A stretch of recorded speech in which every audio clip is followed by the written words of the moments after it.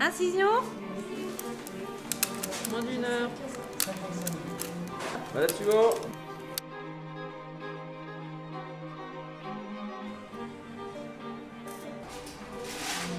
On sort en salle 4, s'il vous plaît, on sort en salle 4. Ok, vous me faites descendre mon abcès, vous voulez pas l'endormir, il attendra ici. Ok, vous me faites descendre mon abcès. Alors, résumons-nous, la salle 3 est copieuse. Je dirais l'amputation, je la passe là, il y en a pour une demi-heure. Chez Alice. Je passe à travailler sur 3 salles. Mais pourquoi sur 3 salles à 4h30, dis-moi? Moi, mon métier, c'est pas de dire non à une mauvaise organisation. Mon métier, c'est de faire mon métier de médecin anesthésiste, c'est tout. Hier, j'étais dans tous mes états. Enfin, je peux dire qu'hier, c'est affreux. C'est gravissime.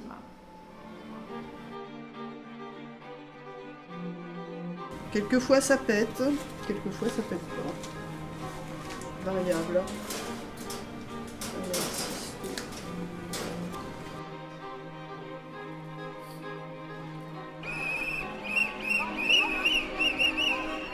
Il y a eu une succession de tensions, on va dire, et ça nous a conduit à programmer une intervention au sens un audit. C'est vachement intéressant quand même. Donc oui, j'attends l'audit avec impatience, non pas parce que je crois, en voilà, la capacité extraordinaire de l'audit de tout changer, mais parce qu'aujourd'hui on ne peut rien faire sauf attendre l'audit. Donc du coup, je l'attends. Je suis sûr que ça changera rien. On verra.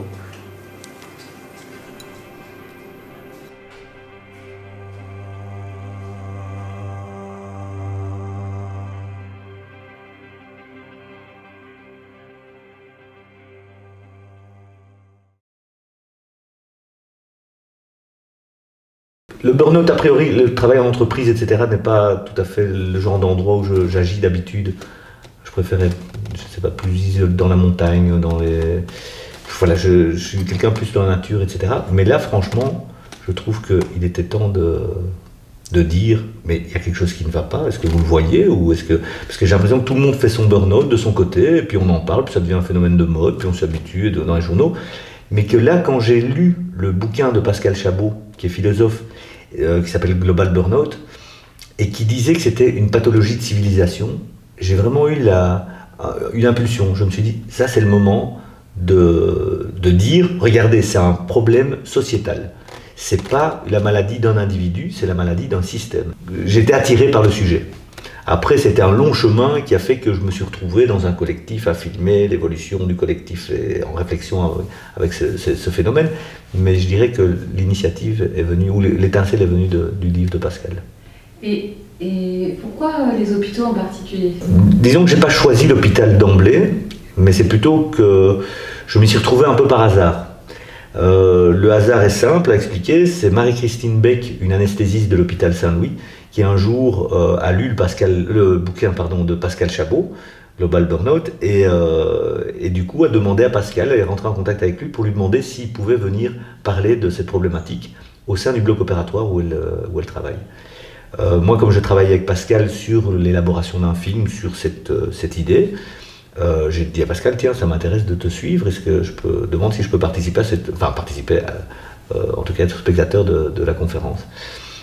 C'était accepté, et qui plus est, Marie-Christine, quand elle a entendu parler de moi et que je me suis présenté à elle, nourrissait, en tout cas c'est ce que j'ai senti chez elle, nourrissait peut-être un espoir qu'on s'intéresse à cette problématique. Elle m'a invité à revenir, elle m'a dit, oh, si ça vous intéresse, en tout cas, vous pouvez toujours repasser par ici. Et moi, j'avais envie d'être médecin quand j'étais gamin, j'avais envie d'être chirurgien précisément. Donc c'était l'occasion pour moi de revenir et de pousser la porte du bloc opératoire des années plus tard. Mais passé cette curiosité, je me suis rendu compte que c'était vraiment un endroit particulier. Je pense que parler du burn-out, c'est une chose, mais quand il atteint des médecins, en fait, l'image d'un médecin qui est malade est très forte. Si le médecin est malade, qui va le soigner? Qu'est-ce qui t'intéressait dans l'idée de devenir chirurgien? Et j'ai beaucoup réfléchi à cette question en faisant le film. Parce que pour moi, faire un film, c'est un passage, c'est un travail, un long travail sur moi, et j'essaye de comprendre en écrivant le film. Ça prend des années, hein, ça m'a pris 4 ans de faire ce film, donc j'ai eu le temps de me poser des questions, et je dirais même que ça fait partie du processus. Donc à un moment donné, j'ai réfléchi à cette histoire, je me suis rappelé que à ce moment-là, ma maman était très gravement malade. En fait, elle pas malade, mais elle avait des gros problèmes de dos. Et elle est partie à l'hôpital un jour, et elle n'en est quasi jamais revenue. C'est-à-dire qu'elle est revenue sur une civière, dans un état épouvantable parce que l'opération ne s'était pas bien passée, et puis après des mois on l'a remise à l'hôpital, et puis elle est revenue, ça n'allait toujours pas, et puis après elle était en France, et puis voilà. Et toute ma jeunesse, à partir de mes 8 ans, a été baignée dans cette difficulté, cet espoir qu'on avait tout le temps que ça aille mieux, et puis en fait ce désespoir permanent que non, ça n'allait pas, etc. Eh bien, en réfléchissant à ça, pendant que j'étais en train de faire ce film, je me suis dit pourquoi je voulais être chirurgien. Ça me semble un peu évident que j'avais envie peut-être de soigner ma mère, j'avais envie de faire en sorte que ça aille mieux. J'avais envie de prendre les choses en main, en fait, en gros. Je crois, hein, c'est une analyse assez simple, on va dire, des trucs. J'avais envie... Et je me rends compte que, étonnamment, quand je fais ce film, je vais dans un endroit où les choses se passent pas bien, et j'ai une réelle volonté que ça se passe mieux. Et je dirais même que je mets mes outils et mon savoir au service de cette volonté. Donc, il reste quand même quelque chose de cette envie. Hein. De cette envie thérapeutique, de guérir. Absolument, tout à fait. Soignant. Oui, il reste quelque chose, indéniablement. Tout le monde n'a pas la même position par rapport à ce burn-out dans le film. Tout le monde n'a pas le même vécu, et tu as choisi plus particulièrement certains personnages. Sur quoi tu as choisi tes personnages, au fond? Je réfléchis toujours stratégiquement ou narrativement quels sont les personnages qui vont créer des lignes de force dans une histoire. Ici, il me semblait important d'avoir une hiérarchie. Il y avait un chirurgien et un anesthésiste, parce qu'ils se bouffent tout le temps le nez. Et ce que je voulais aussi, c'est avoir une verticalité, c'est-à-dire le chef de service et l'aide-soignante. Pour moi, c'était fort important de montrer que ça souffrait à tous les étages. La direction intervient de temps en temps, et vient, mais bon, elle arrive sur le territoire du bloc opératoire que j'avais circonscrit comme étant l'univers duquel je ne sortirais pas. Après, quand j'ai ces personnages, on va dire, cette idée stratégique de personnage, ben, il faut que je trouve pourquoi est-ce que c'est le professeur Sarfati et pas le professeur, je ne sais pas moi, Desgrands-Champs, qui est un autre éminent professeur de l'hôpital, etc. Et là, je dirais que c'est fort à l'instinct, et c'est une relation. Moi, je vais créer une relation avec des gens. Donc, même si je réfléchis le genre de personnage dont j'ai besoin, un riche, un pauvre, un noir, un chirurgien, une anesthésiste, voilà, comme ça, après, je vais faire mon marché dans ce qui est disponible. Et là, je crée une relation, et là, j'y vais totalement au feeling. Et après, je me rends compte, génial, Sarfati opère des ventres, c'est un digestif, c'est quelqu'un de viscéral. Parfait, c'est exactement le personnage qu'il me fallait. Mais là, je le fais totalement à l'instinct. Et pour vous dire, je pars vers des Sarfati, parce que voilà, j'ai senti ce type. C'était un bougon, au début il me faisait peur, les anesthésistes me disaient « méfie-toi d'aller dans la salle quand il y a Sarfati, des salles de Sarfati, ça gueule tout le temps ». Et puis finalement, j'étais attiré par ça. Je me suis dit, bah, ça gueule, c'est qu'il se passe quelque chose. Donc j'ai été, et très rapidement, je me suis entendu avec lui. Il y a d'autres personnages avec qui je ne me suis pas entendu, où j'ai senti que ça n'allait pas coller. Pourquoi plus avec Sabrina, cette aide-soignante, qu'une autre? Voilà, je suis tombé sur elle. Il se fait que c'est une Marocaine, que je parle arabe, que j'avais des choses à lui dire, elle avait des choses à me dire. C'est vraiment des rencontres humaines et qui durent très longtemps. Hein. C'est pas je choisis ce personnage-là, j'y vais et puis je pars. Je suis toujours en relation étroite avec eux. Donc c'est 4 ans, enfin je restais 1 an et demi à observer avant de tourner, 1 an de tournage, et maintenant le film, j'ai arrêté de tourner depuis 1 an et demi, et je suis toujours en relation étroite avec eux parce que je retire tout doucement, je me retire du lieu. Je dépose le film précautionneusement, délicatement, sachant que c'est bouleversant un film pour les gens qui se voient et qu'en plus ça ne s'efface pas. Ce sera comme ça. Voilà, boum, il y a une image d'eux qui dit ça, ad vitam. Donc c'est vraiment important d'y aller tout doucement et de sortir tout doucement. Comment a évolué ton regard? Sur l'hôpital, mon regard a beaucoup changé. En fait, pendant longtemps, je me suis demandé s'il y avait du burn-out dans cet hôpital. Je me suis vraiment posé énormément la question. Parce que c'est important, c'est ça que j'étais en train de dire. Mon idée était de raconter comment le burn-out s'empare d'un système et contamine les membres de ce système. C'est presque un diagnostic que je pose. Et d'autant plus, le film s'appelle Burning Out, il ne s'appelle pas Fatigue au travail, c'est plus précis. Donc je dois vraiment faire attention par rapport à ça. Parce qu'on a toujours une idée de film, et puis cette idée, fatalement, elle se transforme avec les rencontres, et c'est de la pâte molle. Hein. Je veux dire, c'est comme une sculpture. En fait, on met pas une sculpture, j'ai envie de dire un moulage. On fait un pré-moule, et puis on met la matière, mais la matière, elle déforme le moule, etc. Enfin, ça change vraiment de forme, et puis à un moment donné, ça prend vie, et je crois qu'il faut vraiment écouter la vie qui est en train de prendre dans le montage, et il y a des moments où je suis le film, c'est vraiment, et à un moment donné, voilà, il faut juste trouver, et puis suivre, il faut pas toujours serrer, etc. Donc, dans mon idée de dire il y a du burn-out dans le système, j'ai réfléchi pendant très longtemps, et là, pour le coup, j'ai changé. Aujourd'hui, je suis sûr est-ce qu'on est sûr à 100%, 99%, que ce système est burn-outé. J'en suis tout à fait convaincu. Maintenant, ce qui est très compliqué, c'est que c'est des médecins. Et le médecin n'est jamais malade, le médecin s'auto-diagnostique, s'auto-médique. Et puis le médecin ne peut pas faillir, puisqu'en fait, justement, par définition, s'il n'est pas bien, s'il n'est pas en état de soigner, il n'y a plus personne. Oui, donc là, à ce point de vue-là, ma vision a beaucoup changé. Moi, je suis obligée de faire avec ce qui a été décidé. Je peux être contre dehors, je peux aller manifester, mais là, dans l'hôpital, je suis obligée de mettre les moyens à disposition. Je fais avec, et moi, je suis dans un système qui est fou. Je trouve complètement fou. Ah, oui. Et qu'après, on vienne me dire de manière docte que voilà, ceci, cela, j'ai envie de dire, ouvrez les yeux, regardez. Non, c'est pas ouvrir les yeux, ils ont ouvert les yeux, c'est uniquement financier. Non, mais ils ont ouvert les yeux. Non, mais bon. Ils ont tous ouvert les yeux, c'est financier. C'est des choix financiers. Donc si tu veux, pourquoi je dis que mon travail n'a pas de sens? Oui, je suis intimement fière de le métier que je fais, mais mon travail n'a plus de sens. Voilà. Donc si tu veux, oui, je suis en plein questionnement sur le sens de mon travail. Ouais. Ah bah oui, je peux dire que ça turbine. Ça turbine. Quoi, hier, tu es partie toute seule, comme ça, non, en je suis disant... partie parce que c'est un travail posté, j'ai des cases. Je suis même partie, j'aurais même pu partir à 13h30, tu vois. J'étais cadre et je remplis mes cases. Tu vois, je suis un bon petit soldat, je fais mes cases. Mais c'est tout sauf l'essence même de mon travail. Enfin, si tu veux, enfin, pour moi, c'est le travail d'anesthésiste réanimateur, c'est pas ce torchon qui m'est donné tous les jours. Voilà. Excuse-moi, c'est où je suis là. Si mon travail de médecin, si tu fais 15 ans d'études pour faire ça, mais zéro quoi, c'est zéro. Tu veux dire le fait qu'on te balance d'une salle à l'autre comme une petite boule, quoi? Oui, alors tout le monde a l'air content de ce que je fais, hein, c'est pas ça, c'est pas le problème, c'est pas la qualité de ce que je fais. Le vécu de ce que je fais correspond à ce qu'on attend, peut-être on attend que ça de moi, tout compte fait, on attend peut-être que ça de moi.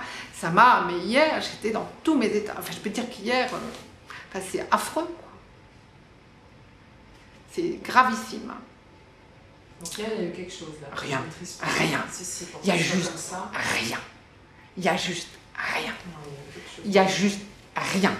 Je peux te dire rien. Rien, Yamina. Qu'est-ce qu'il y a eu hier? Il y a juste rien. Non, mais il faut pas partir comme ça. Il y a juste rien. Si effectivement, c'est ça mon travail aujourd'hui à l'hôpital Saint-Louis.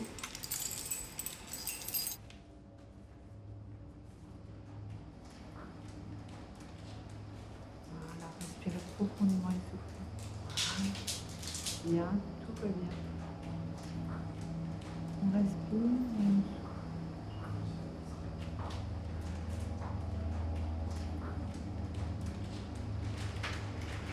Encore. Vous êtes bien, tout va bien et on se va en salle de réveil, d'accord? Allez, c'est parti. J'ai vraiment eu du mal. J'ai vraiment vécu ce film comme étant une épreuve. Et il y a un moment donné où je me suis dit que ça faisait partie du film. C'était voilà, il y a des périodes dans la vie comme ça où on a des moments où ça va un peu moins bien.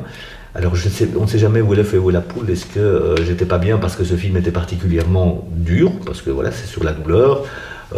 parce que je suis en empathie avec des gens qui souffrent, parce que je fais partie d'un collectif. Au bout d'un moment, je me suis inscrit dans ce collectif qui est en souffrance, et que du coup, voilà, j'ai beau avoir une caméra, ça ne protège pas du traumatisme vicariant de cette souffrance. J'ai l'impression d'avoir bravé une tempête et d'en être sorti avec une expérience en plus. Mais une belle expérience en plus. Je pense que chaque film est une épreuve, chaque film a ses difficultés, mais celui-ci, pour moi, c'était corsé, quoi. L'audit à laquelle ils ont eu affaire, qui est un moment un peu de suspense dans le film. Il y a un certain nombre qui attendent quelque chose de cet audit pour que peut-être justement leurs conditions de travail changent. Et c'est terrifiant parce qu'évidemment, c'est l'envers presque de ça qu'ils entendent, si je comprends bien. C'est vraiment maximiser, optimiser la rentabilité de l'hôpital qui leur est renvoyé, ce qui est encore pire.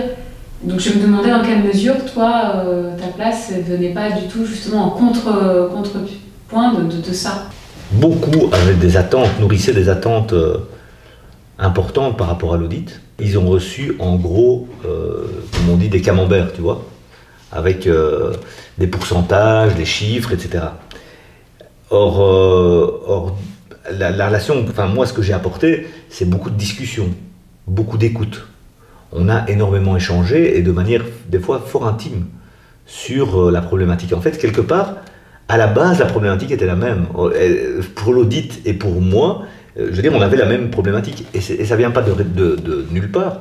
Ça vient de la directrice qui s'est rendue compte, quand elle est arrivée, il faut savoir que la directrice est arrivée tard, enfin elle est arrivée après moi à l'hôpital.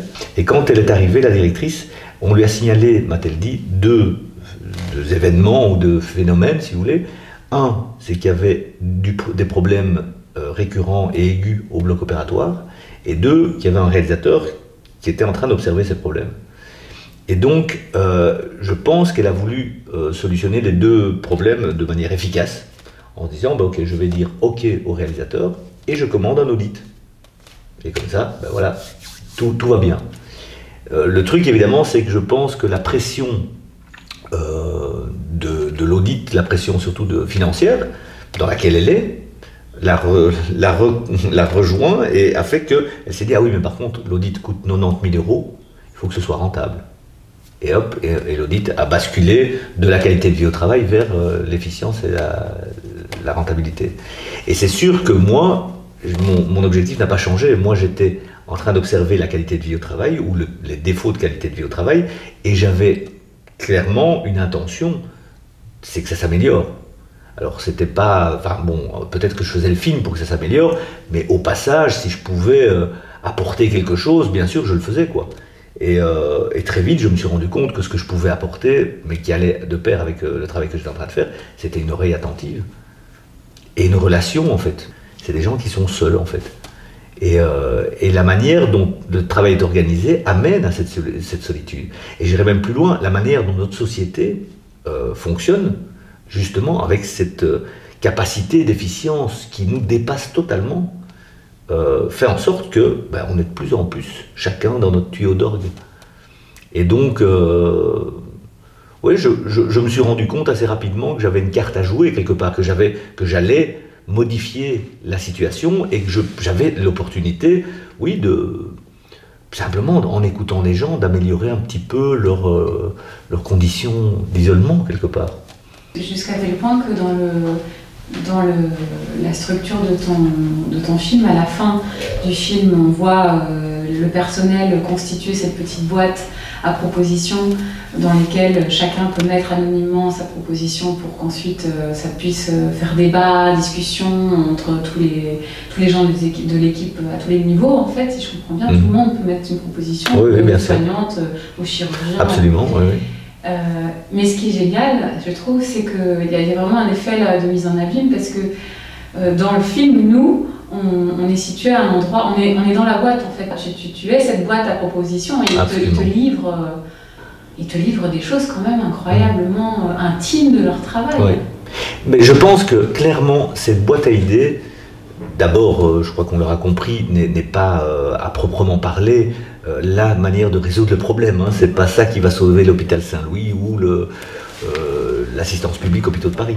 C'est une matérialisation de ce que j'étais en train de faire, c'est-à-dire de recréer du lien. Mais l'idée, c'est de le montrer à un moment donné, c'est d'avoir une métaphore, en fait, quelque part. C'est la métaphore du lien qui se recrée, et aussi, fort important, de la reconquête de l'espace de travail, l'espace collectif. Les gens retournent conquérir ou réinvestir plutôt cet endroit. Et tout reste à faire. À part ça, c'est aussi un peu la boîte de Pandore. Hein. Quand ils l'ont ouverte, après, bon, moi je coupe à cet endroit-là, j'envoie le générique et Bob Dylan qui dit « The time they are changing », ok. Mais après, c'était le boxon. Hein. Et ce l'est encore. Hein. Ce l'est encore. Ça a sauté dans tous les sens. Évidemment, une fois, mais je pense que c'est voilà, c'est une question de... C'est des paliers, hein, c'est une prise de conscience. Il y en a une première qui était les autorisations de tournage. Il y en a une deuxième qui est tout ce travail où j'écoute les gens, etc. Je pense qu'il se passe quelque chose à ce moment-là, il y a une maturation. Et puis à un moment donné, avec cette boîte, tout d'un coup, c'est ok, restituons maintenant nos envies. Fort de cette réflexion, allons-y. Utilisons des mots et des papiers pour dire ce que nous voulons. À partir de ce moment-là, évidemment, le ton est un peu monte, quoi. Mais après, il y a la diffusion du film, il y a de nouveau une prise de conscience, peut-être la prise de conscience aussi de la direction que l'audit, finalement, n'a pas répondu à cet objectif-là, de qualité de vie au travail. Et donc, maintenant, la question est vraiment posée. Il y a un problème, on l'a reconnu dans le film, on a essayé de le résoudre, on va dire, avec cet audit. C'est passé à côté. Il y a une boîte qui corrobore le fait que tout le monde est là, prêt à se réunir et à travailler à cette problématique parce qu'il est urgemment temps. Voilà, maintenant, je pense que si après ça, l'hôpital ne prend pas la mesure et ne met pas les mains dans le cambouis pour résoudre ce problème, ouais, allez, c'est vraiment compliqué. Mais je pense que voilà, c'est à ça que ça sert aussi. Le film sert à ça aussi, bien sûr. Et toi, tu t'es pas un peu transformé en chercheur en santé publique, au-delà de la boîte à idées, tu n'as pas commencé à imaginer des choses qui pourraient être plus, comment dire, plus opérationnelles, en tout cas plus humaines pour l'hôpital? J'ai écouté beaucoup de choses, j'ai potassé, j'ai lu, et donc j'ai intégré pas mal de notions et de connaissances. Et donc une fois que je suis à l'hôpital, là je me concentre sur le sujet, ah bah tiens, d'où viennent les problèmes et tout. Bien sûr, j'avais des idées, mais d'abord, je ne suis pas spécialiste, et ça, il faut bien que chacun reste à sa place. Je reste un cinéaste. Par contre, je sais ce que je suis en train de faire et je sais que dans quel jeu je joue. Je sais que je modifie un espace quand je l'investis et je le modifie d'autant plus quand je filme et que j'enregistre ces images et que je vais les montrer. Je sais ce qui va se passer, je sais qu'il va y avoir un effet. Donc là, de ce côté-là, je me prémunis des effets négatifs, j'essaie de faire attention à ce qui peut se passer. Bien que, ici dans le film, je fais exister mon personnage et je l'écris. Hein, il est écrit en amont, il est travaillé de manière à ce qu'il intervienne, il existe de plus en plus pour finalement montrer la connexion. C'est-à-dire que je rentre de plus en plus dans le champ. Je serre la main à quelqu'un vers la fin, j'appelle Richard dans le couloir et je me déplace vers lui. Donc je fais vraiment exister mon personnage pour montrer que je me relie aux gens et que ça a un effet sur le système. C'est bien ça l'idée, c'est de parler de cette souffrance et de cet isolement, de cette maladie du lien, et de montrer que, voilà, de le signifier par ma présence et l'existence de mon personnage. Mais oui, parce qu'au fond, dans ce film, on ne voit pas de malades, de patients, on ne voit que des soignants, mais comme tu le disais tout à l'heure très justement, le fait que tu sois à une place un peu particulière d'écoute leur permet à eux d'endosser un peu leur statut de malade. Et ça leur donne un visage évidemment très, très humain, très touchant. Donc c'était évidemment écrit, tu as choisi d'absolument pas filmer d'autres endroits que la salle d'op. Et donc du coup le patient, le vrai là cette fois-ci, on ne voit que ses tripes, que ses viscères, enfin que son intérieur. Est-ce que tu peux dire un peu plus sur les patients en tant que... Par rapport aux patients, donc dès le début je me suis dit que ça allait être très compliqué si je filmais des patients parce que je devais leur demander une autorisation de les filmer. Je me dis que c'est quand même pas le moment et l'endroit idéal faire signer quelqu'un, tiens. Voilà, ça me dérangeait dès le début, je me suis dit, oula, ça va être un truc à gérer, où ça va être compliqué. Et puis à un moment donné, je me suis rendu compte qu'en fait, on ne voit quasi pas les patients. Ils viennent, oui, bien sûr, ils arrivent sur un brancard éveillés, on les parque à un endroit, et puis on leur donne déjà un médicament, ils sont déjà un petit peu moins là, et puis on les amène dans un sas où on les anesthésie, et puis ils rentrent dans la salle, et voilà. Donc en fait, si je les gomme de mon paysage, on ne perd pas grand-chose, on va dire. Et surtout, ce que j'ai voulu faire, c'est éviter qu'on fasse une corrélation, que le spectateur fasse une corrélation directe entre les problèmes d'organisation du travail, les problèmes de souffrance au travail et les problèmes de prise en charge du patient. En fait, je me suis rendu compte que ça c'est vraiment la chose à laquelle il ne faut pas toucher. Ces médecins sont tout entiers dévoués à la prise en charge du patient. Pour eux, c'est le credo. Comment est-ce qu'on s'occupe du patient? Si je vais souligner que leurs faiblesses, leurs maladies, leurs problèmes, leurs problématiques, qui ne sont pas leur faute, qui ne sont pas de leur fait quelque part, que leur problème a une conséquence directe sur le patient, c'est dégueulasse, quoi. Je crois que vraiment ça aurait été insupportable pour eux. Et pourtant, je sais qu'il n'y a pas un spectateur qui regarde le film et qui ne pense pas qu'il est le patient sous les mains de ce chirurgien ou de cet anesthésiste qui a des problèmes. Et donc qui, bien sûr, ont fait le joint. Bien sûr, et j'ai envie de dire, bien sûr, il y a une corrélation entre les deux problématiques, c'est évident. Mais je ne voulais pas la souligner. Au contraire, je voulais regarder la personne en souffrance. Et cette fois-ci, ce n'est pas le patient, c'est le médecin. Je voulais être tout entier à regarder et à l'accompagner dans sa souffrance et dans le questionnement sur cette souffrance. Voilà, donc c'était une volonté de départ. Et après, comme par hasard, on ne parle jamais de patient. On parle de maladies, on parle d'opérations, et je montre des organes, je montre des maladies. C'est comme ça aussi l'hôpital moderne. C'est comme ça aussi le bloc opératoire. À cet endroit-là, c'est super technique, quoi. C'est un petit peu Charlie Chaplin, les temps modernes, quoi. Il y a une cadence, il y a un truc. C'est pas à cet endroit-là où le médecin va commencer à parler avec son patient, en gros. Justement, tu filmes pas le patient, mais tu filmes son corps, son intérieur. C'est d'ailleurs une partie du titre de ton film, le ventre de l'hôpital. Est-ce que là aussi, j'ai envie de te poser la question un peu plus personnellement. Enfin, à quoi tu tenais pour filmer comme ça, à ce point-là, l'intérieur? La première chose, c'est que moi, je trouve que c'est vraiment beau. Alors, tout n'est pas beau. Hein. J'ai vu des choses absolument dégueulasses ou épouvantables, ou que peut-être d'autres personnes trouveront belles. Hein, mais voilà, il y a des opérations sanglantes, il y a des opérations qui sont dures à regarder, etc. Mais sinon, moi, en général, je trouve ça beau. Je trouve ça vraiment beau et ça m'intéresse. Moi, je suis passionné par ça. Mais au-delà de ça, je me suis dit, tiens, au fond, toute cette symbolique, en fait, si on regarde les choses de manière systémique, mais eux aussi, ils opèrent un système qui est composé d'organes. Ces organes sont composés de cellules, qui sont composés d'atomes et de machins, tout. C'est passionnant, en fait, de se dire qu'ils agissent là-dessus. Donc, je voulais jouer, en fait, la métaphore aussi de dire, tiens, il y a un système qui est contenu dans un système, les poupées russes.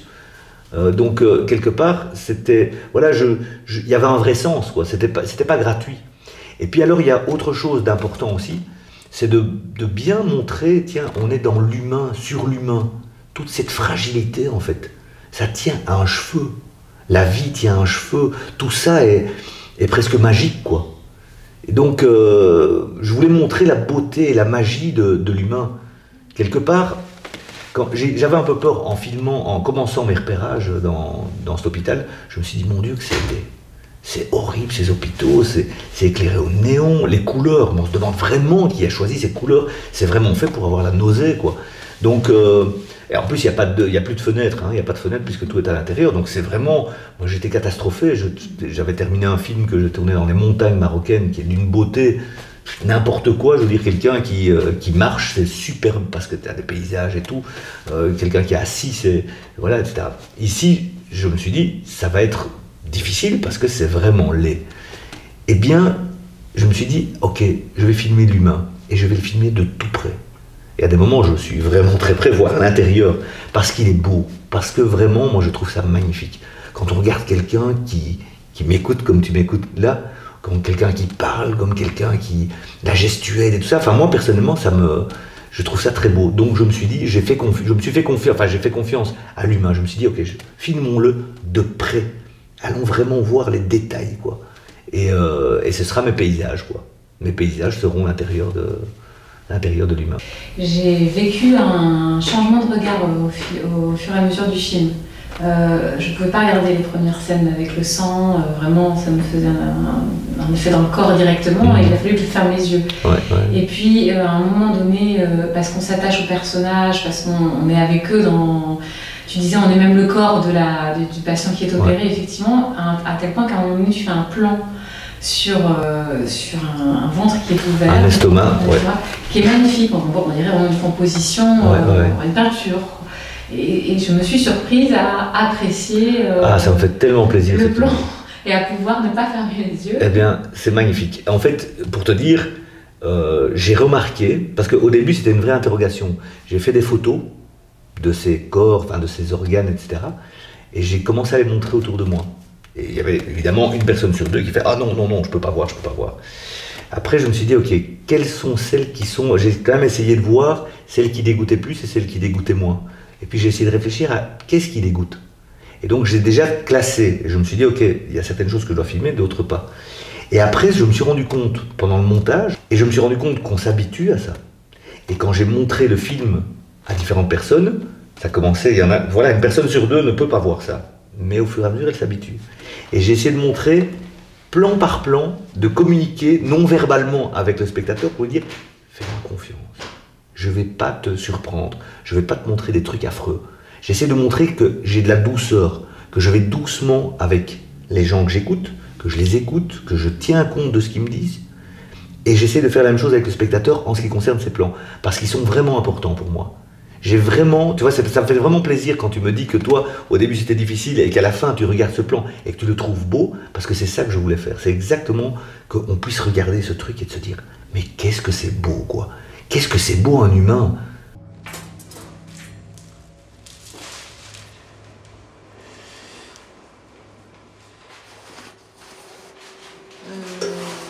Donc... Une radio qui faut qu'il y ait... Non mais ça c'est pas possible. On peut inciser ou pas? Oui, quand je perds comme ça se met.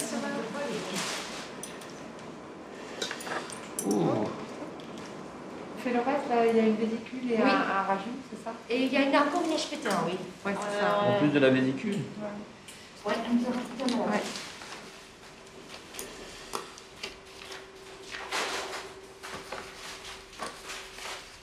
Vous voyez un peu ce métier, Jérôme, c'est un beau métier. C'est un métier, Je ne pas, c'est pas vrai. Voilà, c'est parfait. Il est très gentil. C'est un métier sympa, mais c'était beaucoup plus sympa avant. Pourquoi? Ça va avec le désenchantement du monde, parce que avant on avait beaucoup moins de pression. On avait beaucoup moins D'incitation. on était beaucoup plus cool. Aujourd'hui, on a une obligation de résultat massive. Est-ce que c'est ça? Ouais, ça va. Les gens sont beaucoup plus stressés. Et donc, ils ont plus peur. La peur n'évite pas le danger, comme vous le savez. Donc en plus, moi je pense qu'on fait plus de conneries. À cause de la peur, on fait beaucoup plus de conneries qu'avant. Ce qu'il faut, c'est des chirurgiens décontractés. Sur deux, heureux. Et dans ce cas-là, voilà le nerf vague, tu vois. Ouais. Ils sont beaucoup plus cool. Il faut être sûr de son fait, en fait. Il faut avoir un peu... Ce que je dis là, c'est... Il faut de l'hubris, il faut de la démesure. Parce que bon, c'est vrai que c'est un peu... Pas juste du professionnalisme et de la qualité, non? On n'est que des êtres humains. Alors la qualité, le professionnalisme, oui, bien sûr.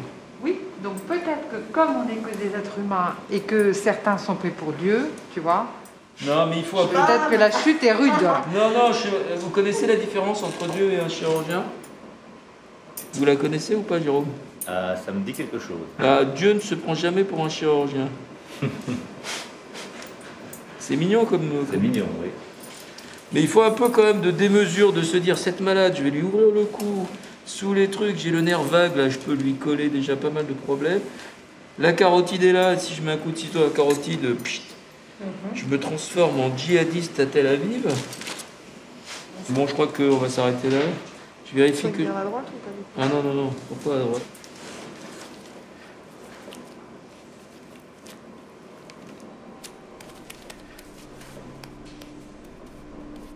Pour rester sur cette idée de ce qui peut être à la fin acceptable, moi j'ai eu l'impression qu'au début c'était quand même très guerrier, quoi. Il y a les affrontements, on ne sait pas très bien où on est, mais on sent bien qu'il y a des tensions énormes. Évidemment, le climax, c'est la scène entre l'infirmière noire et le chirurgien. Et puis là aussi, il y a quelque chose, il y a vraiment un moment où enfin, je ne saurais pas très bien le situer, mais il y a une forme de respiration qui fait que tout le monde prend visage humain. Il y a quelque chose qui se passe chez lui, ou il y a quelque chose que toi tu extrais. En tout cas, il y a aussi un mouvement là qui m'a frappé. Tout à fait. C'est sûr qu'il y a une dynamique, hein. C'est la base du cinéma, c'est la dynamique. Et donc, moi j'y pense constamment quand je filme une situation ou des gens, c'est de réfléchir à leur transformation. Et Sarfati, ben, pour moi, c'était au début le gros pachyderme comme ça, avec une peau bien épaisse, qui ne veut pas entendre les choses, qui de toute manière dit c'est comme ça, moi, à mon âge, je ne peux plus changer, hein, et qui à la fin s'ouvre. Et à la fin, j'ai envie de dire, met presque un genou par terre, parce qu'en fait, il est pris, c'est pas à son propre jeu, mais au propre jeu duquel il croyait se sortir indemne. Eh ben non, en fait, même lui, à son endroit, avec son expérience et je dirais son caractère aussi, qui le protège, etc., son poste, est en souffrance et se dit « Ah non, c'est pas tenable, c'est pas possible, il faut qu'on parle, on ne peut pas rester sans parler, on ne peut pas rester isolés les uns des autres. » Et donc il y a une transformation. Je dirais que dans le cas de Marie-Christine, elle a un personnage qui est d'emblée plus mobile, et donc qui, elle, va pousser le système à changer. C'était quelque part plus évident. C'était un travail beaucoup plus complexe que de rentrer dans la bulle de Sarfati et de voir si à un moment donné, il allait s'ouvrir. Et peut-être, c'est pas que j'avais envie qu'il souffre de la problématique, mais c'est qu'il arrive à la regarder avec le même point de vue que celui que j'étais en train d'imprimer. C'était de prendre un peu de recul et de se dire, bon, attends, est-ce que ça tourne vraiment comme il faut, quoi? Est-ce que c'est vraiment la seule manière d'avancer? Et voilà, j'étais vraiment triste pour lui de ce qui lui arrive, quoi. Ce qui lui arrivait et ce qui lui arrive, c'est que c'est hallucinant la manière dont ce type a construit de ses mains ce système, son service. Et puis au bout du compte, on se dit, mais en fait, il n'y a rien. Le système est en train de me dire, mais non, c'est rien, mon vieux, ça ne vaut rien. Ton truc, on était prêt à lui changer tout. On dit, on va mettre un autre chef de service qui va venir dans le même service. Ils vont faire la guerre, ils vont les mettre dans le même service, ils vont fermer le placard et ils regarderont de temps en temps pour voir s'il y en a un des deux qui sort et l'autre qui est mort. C'est ça, hein, je veux dire. Ils profitent un petit peu du fait que c'est des gens avec des égos, avec des bagarreurs, avec des bistouris, etc. Et je dis, bon, qui se battent, hein, on verra bien, comme ça on va régler les problèmes, et avec des contraintes budgétaires, machin. Donc moi, de voir ça, je me dis, mais non, mais c'est pas une manière de faire, quoi. Et je voyais Sarfati profondément affecté. Et ça, c'est l'efficacité, c'est la productivité, c'est l'efficience, c'est tous ces mots qui sont une obsession pour beaucoup et pour notre système, en fait. Véronique, oui. Faites rentrer le malade suivant dans la salle de pré.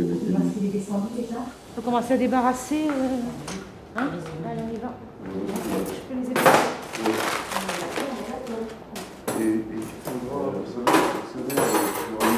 Oui.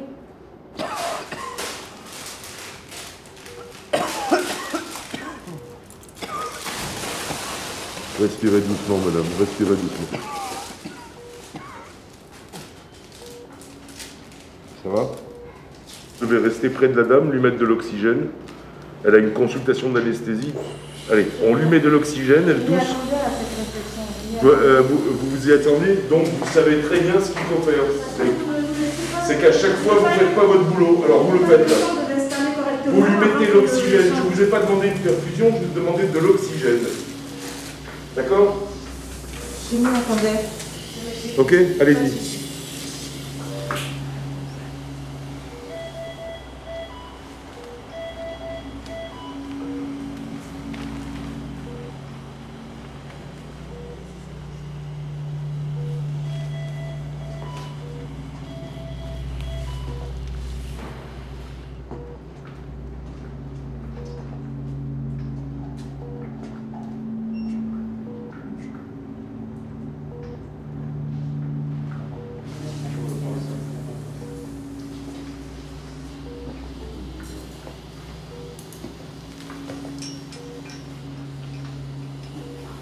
Qu'est-ce que vous voulez? J'ai pas le temps. Qu'est-ce qui va pas? Si on a un problème, que vous me dites. Non, j'ai aucun problème. J'ai aucun problème. Je suis quelqu'un d'assez disponible. Je vous dis, il n'y a aucun problème. Écoutez-moi, écoutez-moi, écoutez-moi. Je suis encore le médecin et le chirurgien. Je ne refuse pas. Vous nous faites passer les malades en consultation d'anesthésie. Non, moi je suis infirmière anesthésiste. Je ne fais pas passer les patients. Mais votre boulot, c'est d'être près de la malade. Je suis toujours près des patients. Non, vous étiez là-bas pendant toute l'opération, de la rassurer et de lui mettre de l'oxygène. Mais parce qu'on ne m'en a pas donné l'opportunité, monsieur. Il n'y a pas d'opportunité, c'est votre boulot. Attendez, vous rigolez ou quoi? Je vous dis, c'est votre boulot. Et il n'y a pas de discussion. Mais vous n'avez pas à ne pas travailler avec nous. Écoutez, je n'ai pas à discuter. Je fais mon boulot, vous faites le vôtre. Je me suis toujours exécutée comme mais vous n'avez pas fait votre boulot. Mais je vous demande, s'il vous plaît, de ne plus me parler comme un chien. Mais je ne vous parle pas comme un chien. Je vous le Madame, demande. quand je vous le demande. Mais attendez, vous rigolez ou quoi? Non, je ne rigole pas. Je parle en français. Moi aussi, je parle en français. Et je n'ai pas parlé comme un chien. Si, monsieur, vous m'avez parlé comme un chien. Mais c'est pas possible, ça. Et ce n'est pas la première fois. Votre boulot est d'être près du malade. Voilà, c'est tout. Et non, vous n'étiez pas près du malade. Personne qui pourrait me le reprocher. Mais vous n'étiez pas près du malade, pourquoi je vous l'ai demandé? Merci, monsieur. Mais il manquait plus que ça, maintenant. C'est pas possible, ça.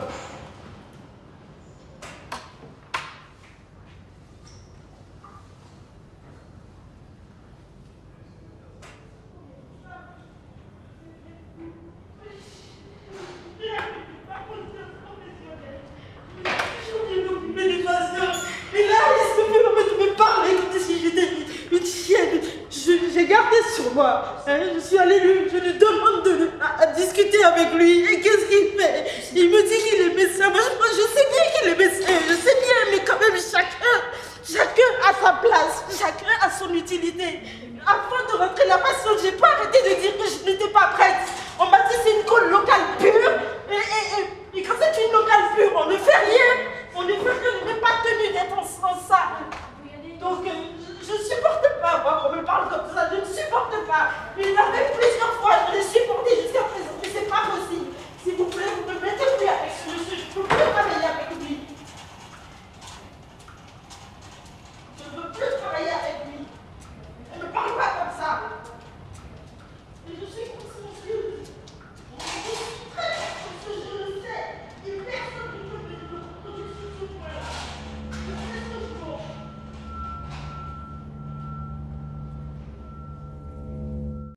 À plusieurs reprises, j'ai entendu le personnel dire maintenant que le travail est mutualisé, intersectorisé, on ne suit pas un patient, c'est l'anesthésiste qui surtout le dit. Les anesthésistes. Oui, ouais. qui le dit. Enfin, surtout les anesthésistes, les aides-soignants, les infirmiers, ça fait beaucoup de gens quand même qui ne suivent plus des patients mais des dossiers. Ouais. Ah bah, c'est clair que à cet endroit-là, au bloc opératoire, pour des raisons d'efficience, on a désectorisé les services, c'est-à-dire qu'en fait les anesthésistes ne font plus partie de la famille des viscéraux ou de la famille des esthéticiens ou de la famille des urologues. En fait, les anesthésistes passent d'un endroit à un autre, ils ne consultent plus, ils ne sont plus là à la consultation, plus à la visite préopératoire, à l'opération et à la post-op, etc. En fait, non, ils changent pour des raisons d'efficacité. C'est plus efficace, effectivement.